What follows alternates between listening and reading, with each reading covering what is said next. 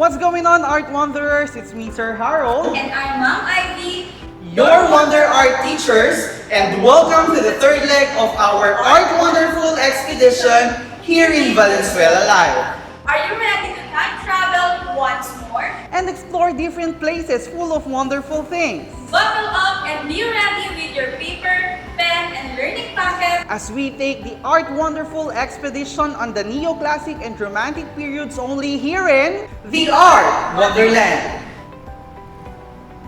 Time travel and seize the world with full fun of learning. Discover the arts and crafts that represents culture and traditions. This is the Art Wonderland. But before we begin with our Art Wonderful expedition, let us first be reminded of the protocols to follow during the live streaming class. Protocols to follow during the live streaming class. Respect everyone. Agree to recognize and abide by the protocols in the live stream and respect the feelings, rights, or traditions of everyone. No hate speech. Do not express or discourage violence towards a person or group based on something such as race, religion, sex, or sexual orientation. Be guided with the anti-cyberbullying law. Make sure that everyone feels safe. Bullying of any kind isn't allowed, and degrading comments about things such as race, religion, culture, sexual orientation, gender, or identity will not be tolerated. No promotion of products or items. Give more to this group than you take.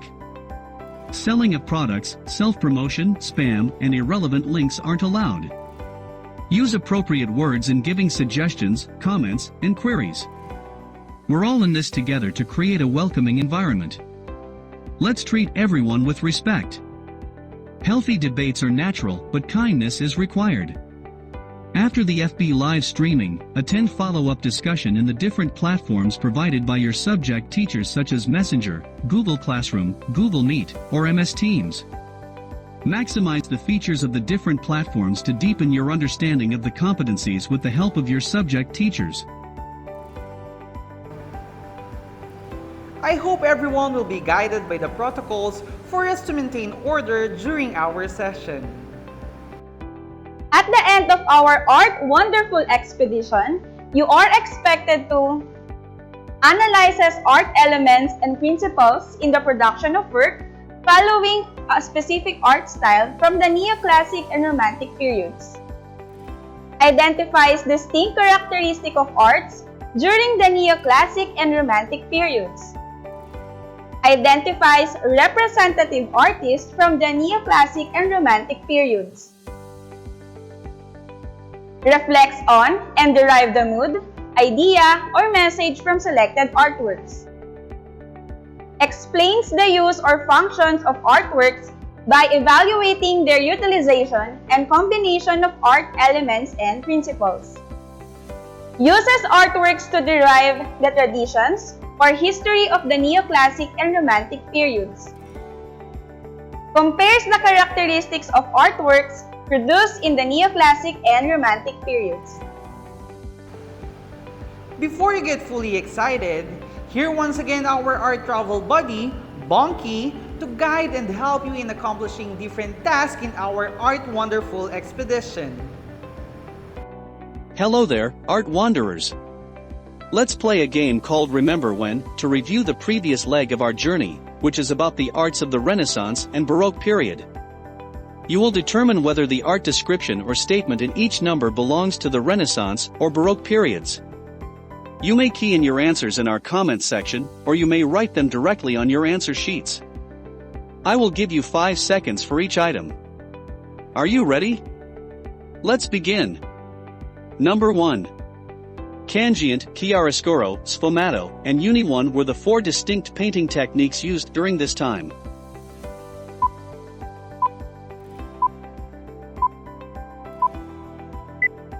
If your answer is Renaissance period, affirmative.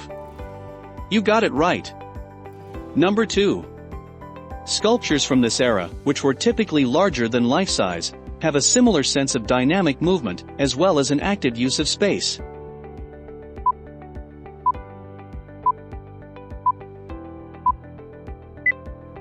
If you answered Baroque period, that is correct. Number 3. Michelangelo, Da Vinci, Raphael, and Donatello were famous artists during this time.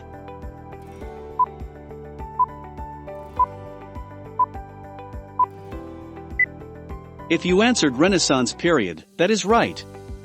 Number 4. This art period was distinguished by accurate anatomy, scientific perspective, and a more detailed landscape.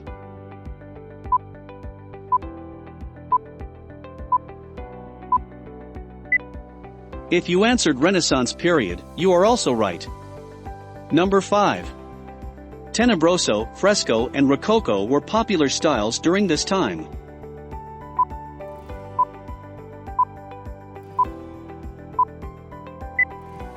If your answer is Baroque period, you are indeed doing the right decision. Number 6. During this time, paintings depicted key elements of Catholic dogma, either directly in biblical works or indirectly in imaginary or symbolic works.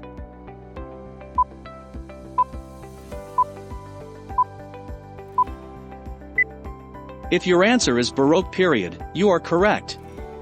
Number 7. This period's architecture was distinguished by its symmetry and balance.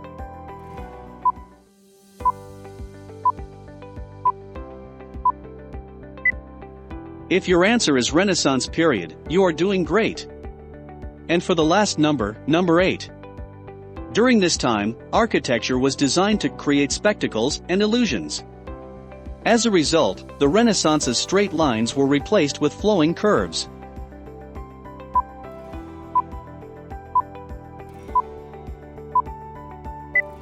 If your answer is Baroque period, you are certainly correct.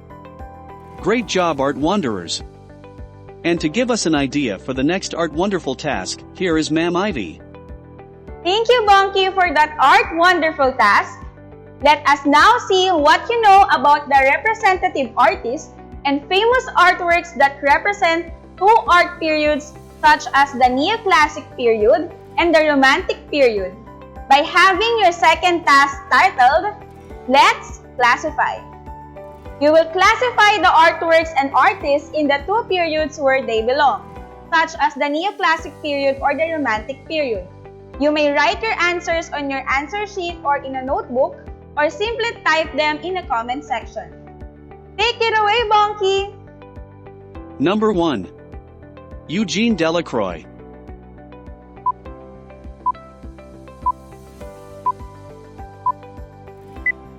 If you answered Romantic period, you are correct.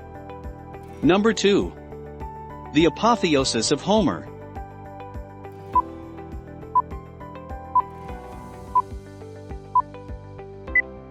If your answer is Neoclassic period, that is right. Number 3. Lion of Lucerne.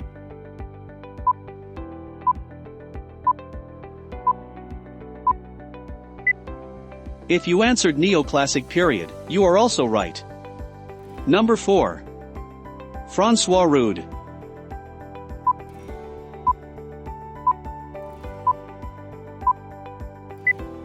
If your answer is Romantic period, you are doing great. Number 5. Antonio Canova.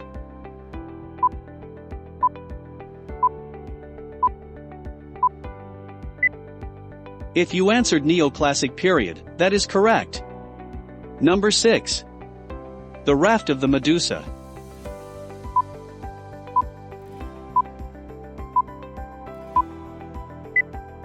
If your answer is Romantic period, you are indeed doing the right decision. Number 7. Palace of Westminster.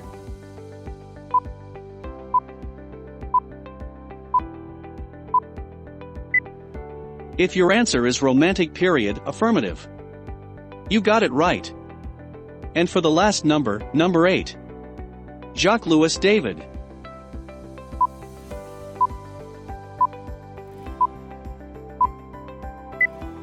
If your answer is Neoclassic period, you are certainly correct. Wonderful! You've identified the different artists and artworks that belong to Neoclassic and Romantic period. Congratulations! Back to you, Ma'am Ivy. To give us a tour of the Neoclassic period's art wonderful world, here's Sir Harold, our Wonder Art teacher. Thank you, Ma'am Ivy. Neoclassicism arose in the middle of the 18th century as a reaction to the rejection of the Rococo and the late Baroque style. In this art wonderful expedition, we will explore the Neoclassic art. Their influences can still be seen today in the style of paintings, sculptures, and other artworks adopted by well-known artists around the world, as well as by some of our own national artists. Some existing architectural structures reflect the traits and characteristics of the Neoclassic period. You will learn about the art history and characteristic of Neoclassicism, as well as the artists and their artworks who made their names during the periods. Neoclassicism or Neoclassic is derived from the Greek word neos, which means new, and the Latin word classicus, which means first class. The term Neoclassicism refers to Western movements in decorative and visual arts. It also applies to literature, theater, music, and architecture that are inspired by the classical art and culture of Greece and Rome. The Neoclassic movement occurred during the Age of Reason, also known as the Age of Enlightenment in the 18th century. The revival of interest in Greek and Roman classics prompted the development of the art style. Paintings, sculpture, and architecture from the neoclassical period generally depicted Roman history, elevating the Roman heroes. The characteristics of neoclassic art include the rebirth of Roman history, formal composition, the use of diagonals to show the apex of emotion or moment, rather than a regular moment, local color, overall lighting, and classic geostructure. But before we go any further on our tour, let us distinguish between the two terms Neoclassicism and Classicism, so that we are not confused or misled about the two art periods. Neoclassicism is the revival of interest in the classical ideals and forms that influenced European and American society during the 18th and 19th centuries through thought, politics, and fine arts. It refers to art forms that were created after ancient times but were inspired by them. This epoch stems from the Classicism movement. Classicism, on the other hand, is the period during which Greek and Roman principles and styles were reflected in society. Use caution when combining the two terms. Classicism refers to art created in antiquity or inspired by it later, whereas Neoclassicism always refers to art inspired by ancient times but created later. Let us now turn our attention to neoclassical painting. Neoclassical artists embrace the ideals of orders and moderation, restoring the artistic interpretations of the classical Greek and Roman history to realistic depictions. Neoclassical painters place a high value on the costumes, settings, and details of classical subject matter, while avoiding distracting details and retaining as much historical accuracy as possible. Jacques-Louis David is a well-known French painter in the neoclassical style, widely regarded as the preeminent painter of his time. His painting subjects are more historically based. David's most famous work was The Death of Marut, which depicted a revolutionary martyr. This is a portrait of the assassinated French revolutionary leader, Jean-Paul Marat.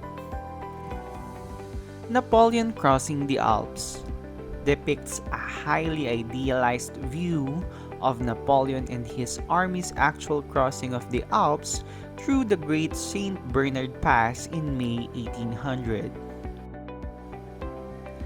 And the Oath of Herati, a large painting depicting a scene from a Roman legend about a feud between Rome and Alba Longa. The three brothers, who appear to be willing to give their lives for the sake of Rome, are shown saluting their father, who holds their swords out for them. John Auguste Dominic Ingres studied under Jacques Louis David and was influenced by Italian Renaissance painters such as Raphael. His paintings are typically of naked people, portraits, and mythological figures. He is regarded as one of the greatest exponents of academic art and one of the greatest old masters of his time. Ingres' famous work was Portrait of Napoleon on the Imperial Throne, which depicted Napoleon in his decadent coronation gown, seated on his gold-encrusted throne, his hand resting on smooth ivory bowls. During his reign, the Corps Legislatif, a branch of the French legislature, owned this painting. Napoleon, as a king of Italy, is thought to have commissioned the painting. And the Apotheosis of Homer was a state commissioned by Charles X to have himself remembered in the Louvre building works. The painting depicts an image of Homer receiving all of Rome's, Greece's, and modern-day brilliant men. Now let's look at some neoclassical sculptures. One of the great periods of public sculptures was the neoclassical period. During Alexander the Great's reign, artists looked to Roman styles for inspiration as well as imitation.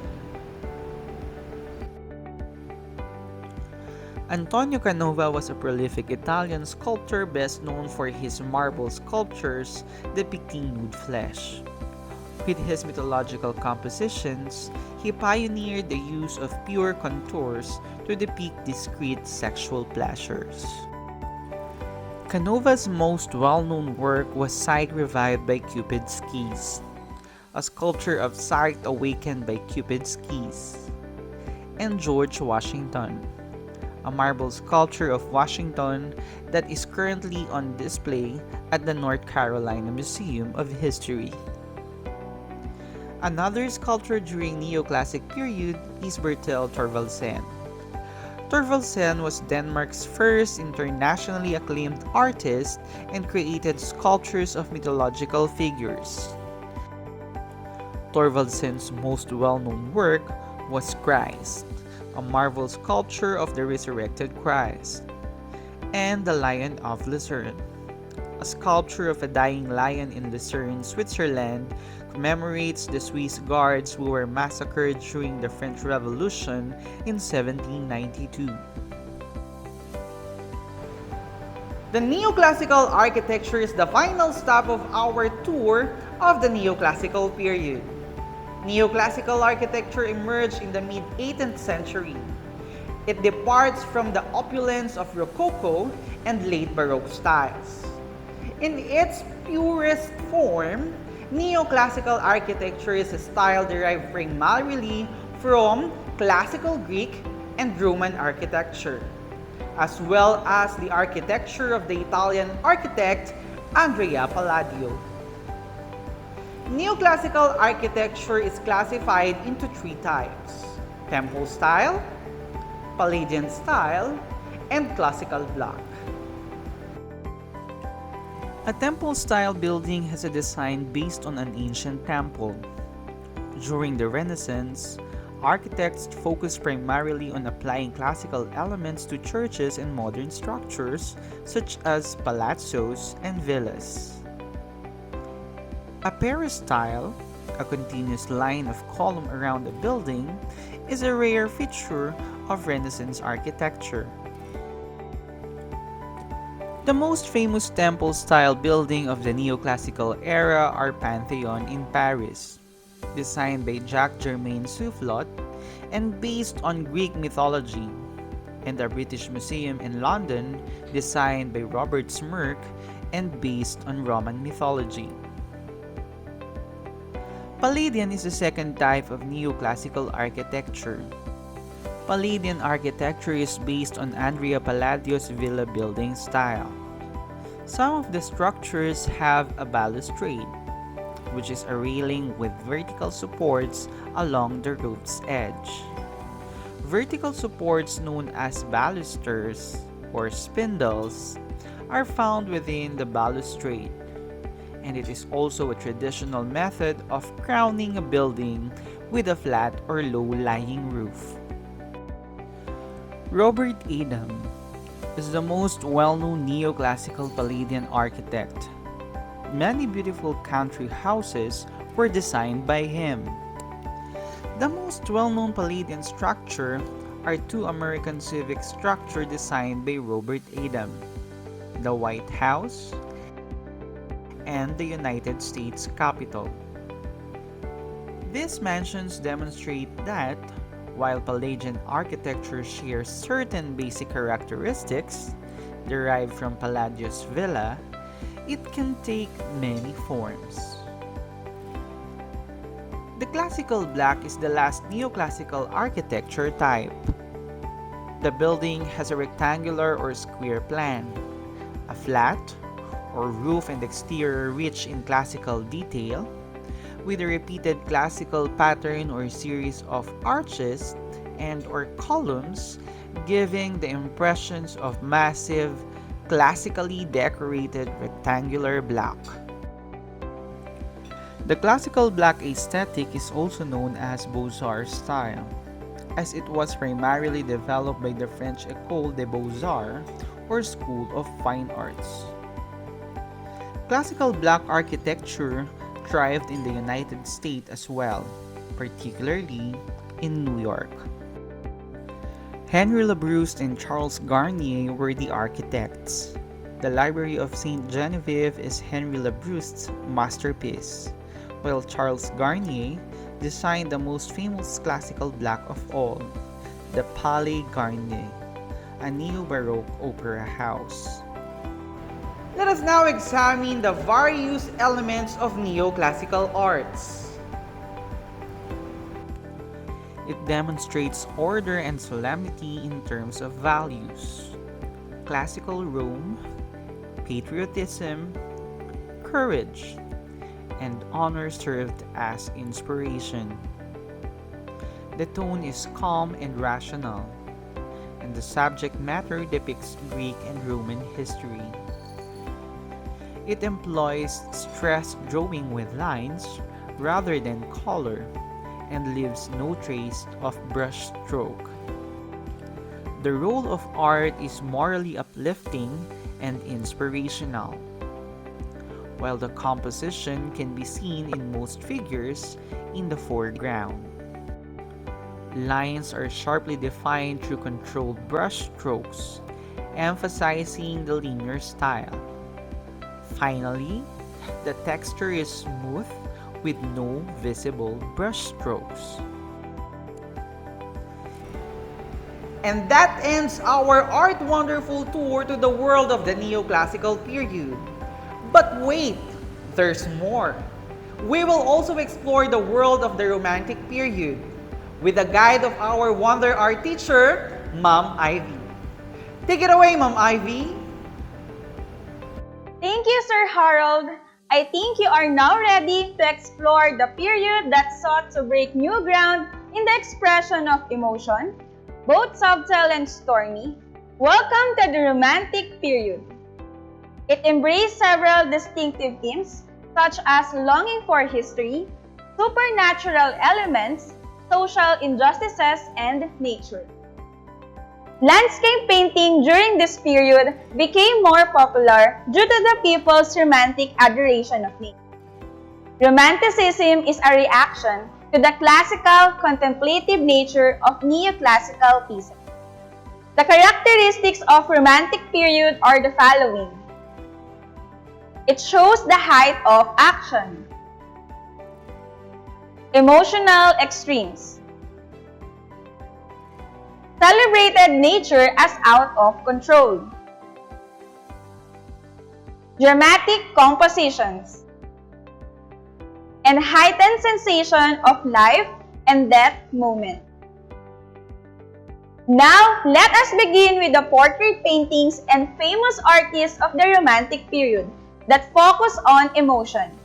Artists during this time express as much feeling and passion as it could be onto a canvas. Our first artist is Jean-Louis Théodore Géricault. Géricault is the first French master and the leader of the French realistic school. His masterpieces are energetic, powerful, brilliantly colored, and tightly composed.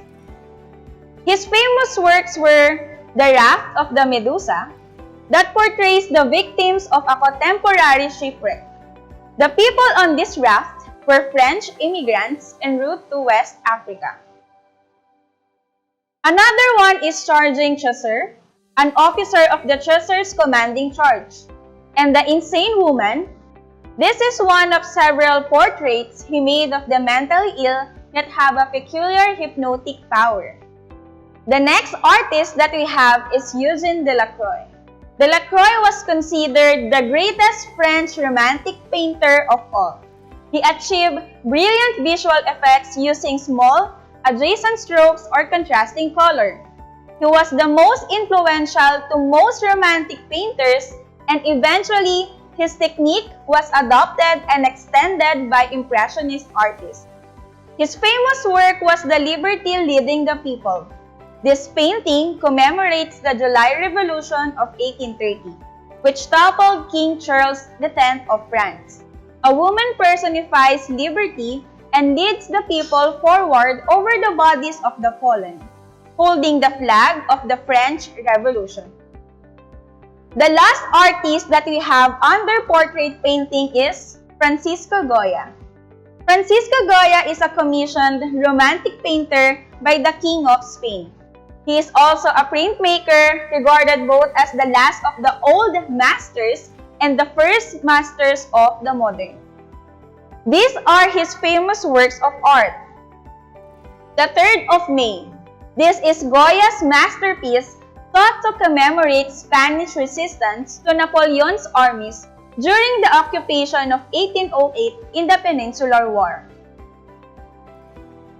Saturn devouring his son. This artwork depicts the Greek myth of the Titan Cronus, who fears that he will be overthrown by one of his children, 8 each one upon their birth. The Burial of Sardine, a Spanish ceremony which is celebrated on Ash Wednesday and is a symbolical burial of the past to allow society to be reborn, transformed, and with new vigor. Now let us proceed with the landscape painting during this period. Landscape painting depicts the physical world that surrounds us and includes features such as mountains, valleys, vegetation, and bodies of water. The sky is another important element shaping the mood of landscape painting. Landscape art ranges from highly detailed and realistic to impressionistic, romantic, and idealized. Famous landscape artists during the Romantic period are Théodore Rousseau and Jean-Baptiste Camille Corot. They are members of the Barbizon School, which is a circle of artists who held meetings in the village of Barbizon that led to the Romantic landscape painting in France. These are the famous works of Théodore Rousseau: Der kleine Fischer and A Landscape with a Plowman. On the other hand, these are the artworks made by Jean-Baptiste Camille Corot: The Church of Maricel near Beauvais, and Les Reposos les Soles. Let us proceed to the next artworks during this period. Romantic sculpture can be divided into works that concern the human world, and those that concerned the natural world. The leading sculptors of each type were Rude and Bard, respectively. The first sculptor we have is Francois Rude. He is best known for his social art, which inspires and captures the interest of a broad public. He rejected the classical repose of 18th century and 19th century French sculpture in favor of a dynamic, emotional style and created many monuments that stirred the public for generations. His famous sculptures were Jeanne d'Arc and the Departure of Volunteers, known as La Marseillaise. These works portrays the goddess Liberty urging the forces of the French Revolution onward. Next is the most famous animal sculptor of all time, none other than Antoine-Louis Barye. He studied the anatomy of his subjects by sketching residents of the Paris Zoo. His famous works were Hercules sitting on a bull and Theseus slaying a minotaur. We are done with the paintings and sculptures of the Romantic period. Now, let us explore the beautiful architectural styles during this era. Gothic Revival, also known as Neo-Gothic or Victorian Gothic, may be considered the architectural manifestation of Romanticism that began in the late 1740s in England. Given the romantic affinity for medieval nostalgia and the wild, fanciful nature of the Gothic style as opposed to the restraint and order of the Classicism. Many Neo-Gothic buildings features castellation, which is the crenellated walls and towers in imitation of medieval castles. Indeed, heavily castled Neo-Gothic buildings are often referred to as castles, even though they are never served as defensive purpose. Among them was Strawberry Hill, the most famous work of the decorative phase of the Gothic Revival. As you can see, Gothic Revival became widely used for churches and civic buildings throughout the West, especially in Britain and the United States. Bricks and stones were both commonly used. Let us meet the architects who used Neo-Gothic style. Charles Barry is the name behind Britain's foremost Gothic Revival monument, the Westminster Palace, also known as the Houses of Parliament. And James Renwick, he has his crowning American work, the St. Patrick's Cathedral, that can be found in Manhattan, New York. And that's it! We are done with the paintings, sculpture, and architectures of the Romantic period. I hope you gained knowledge of the different characteristics of each art piece during the Neoclassic and Romantic period. Now, let us call Sir Harold once again to discuss with you the comparison between these two periods. Thank you, Ma'am Ivy, for giving us a tour on the arts of the Romantic period. We can now compare their arts to Neoclassicism. The two movements, Neoclassicism and Romanticism, are diametrically opposed. They both exhibit distinct characteristics which are reflected in the artworks. Neoclassicism versus Romanticism. Reason. Nature is defined as human nature. Society is more important than individual. Imitation. Tradition. Rules and order. Mechanical form, imposed from without. Logic. Reason. Attempted objectivity. Town or cultivated landscape. Constraint. Conformity. And cultivated. Formal. Social are all depicted in Neoclassicism. Romanticism, on the other hand, focuses on passion. Nature is defined as natural environment, wood, mountains, etc. Individual is more important than society. Originality, experimentation, freedom, organic form, growing from within, intuition, imagination, and emotion accepted subjectivity, country, preferably untainted nature, spontaneity, independence, rebellion, and the primitive become focal points. Neoclassicism and Romanticism are not the same thing. However, they both inspire people through the art pieces created by great artists. Through the image's message, a painting expresses ideas and educates us. After our fun-filled journey to the world of Neoclassic and Romantic period, let us have another art wonderful task entitled Who Am I? You will identify among the given famous artists provided with a given description on each number.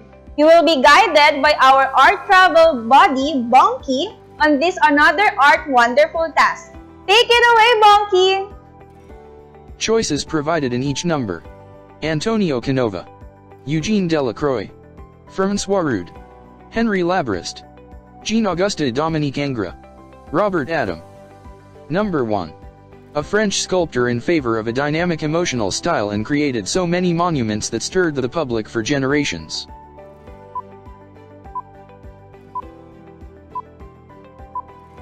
That's right. That is François Rude. Number 2. He was considered the greatest French Romantic painter of all. He achieved brilliant visual effects using small, adjacent strokes of contrasting color.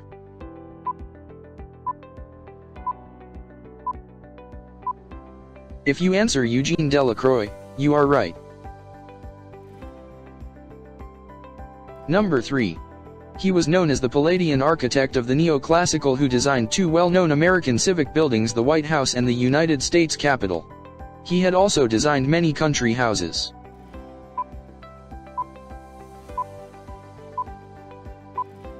Correct. Robert Adam is the right answer. Number 4.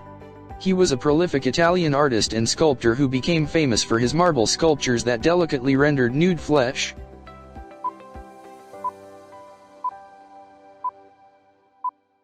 Did you answer Antonio Canova? You are right. Number 5. He was regarded as one of the great exemplars of academic art and one of the finest old masters of his era.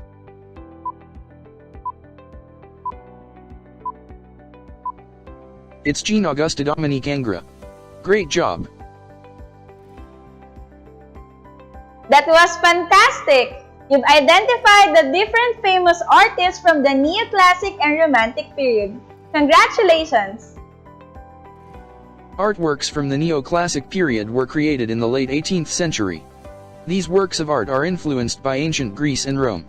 Famous Neoclassic period artists include J.A.D. Ingres, Jacques-Louis David, Robert Smirke, Robert Adam, Antonio Canova, Jean-Antoine Houdon, and Bertel Thorvaldsen. Neoclassic style can be found in paintings, sculptures, and architecture from the 18th century. Romanticism is diametrically opposed to Neoclassicism. It is a response to the classical, contemplative nature of neoclassical works. It aspires to modernism and uses art to express emotion. Jean-Louis Théodore Géricault, Eugene Delacroix, Francisco Goya, François Rude, and Antoine Louis Barye were all well-known artists. Landscape painting grew in popularity because of people's romantic adoration for nature. The Romantic landscape painting in France was led by Théodore Rousseau and Jean-Baptiste Camille Corot. In England, the Gothic Revival architectural movement began in the late 1740s. It was widely used for churches and civic buildings throughout the Western world, particularly in the United Kingdom and the United States. Now, we are very confident that you can already use the lesson we discussed today. Grab your pen and paper, write your answers on your notes, or you may directly type your answer in the comment section. Are you ready? Let us find out the answers. You will be given 5 seconds to answer each question. Number 1. Neoclassicism is the revival of a classical style of art treatment. The term came from the Greek words neos and classicus, which means blank. A discover and restore. B. New and first class. C. New and traditional. D. Young and old.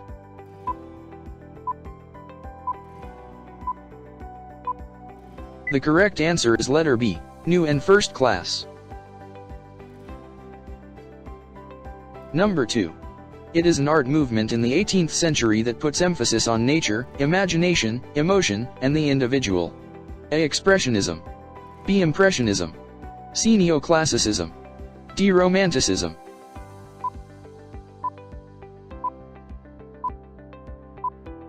If you answered letter D, Romanticism, you are also correct. Number 3.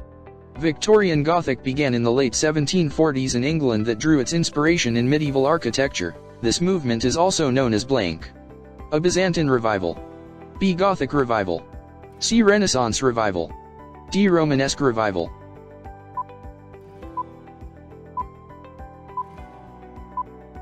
If you answered letter B, Gothic Revival, you are right. Number 4. A neoclassical style of building which gives an overall impression of an enormous, classically decorated rectangular block. A. Classical block. B. Palladian. C. Temple. D. Trabeated.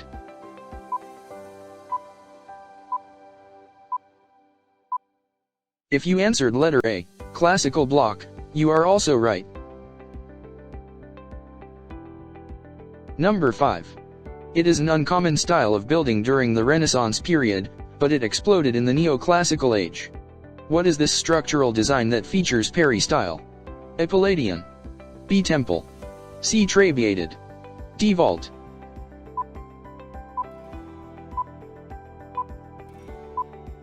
It's letter B, Temple. Perfect. Did you get all the answers correctly? Very good, everyone. You all did great. Thank you so much, Bonky, and great job, Art Wanderers! It was another long journey from the neoclassical and romantic period. We hope you learned so much today. Once again, this is Sir Harold, And this is Ma'am Ivy, your Wonder Art teachers, living a quote from Alex Gray. Be an artist of consciousness. Your picture of reality is your most important creation. Make it powerfully, profoundly beautiful. Stay safe, everyone, Have a good day and see you on our next tour.